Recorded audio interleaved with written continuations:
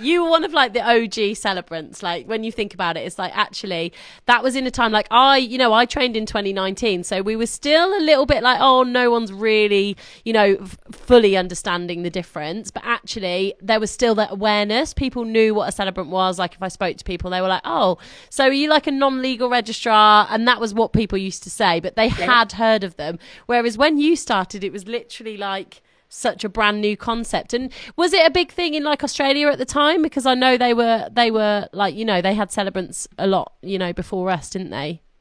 Yeah, and I think fortunately for me is I was being immersed in the wedding world. Even as a registrar, you're kind of in tune with the wedding world. You're meeting lots of suppliers. Yeah.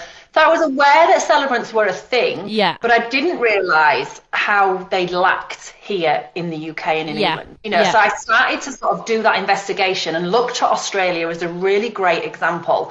And then I realised they were doing it in so many other countries as well. We were so far behind the curve here in England. As always. As always, and I suddenly started looking at the different types of celebrant, because there's so many different types of celebrant as well, and where they are in Europe or in the States and in Australia, and they all serve these different roles, and some of them have the legal capacity and some of them don't. So it was really sort of like, wow, this is a huge industry that is yet really not familiar here in England. So, and I looked into humanists and I looked into independence and all the different variations, and it was just the freedom that drew me to independent celebrancy. Yeah, of course.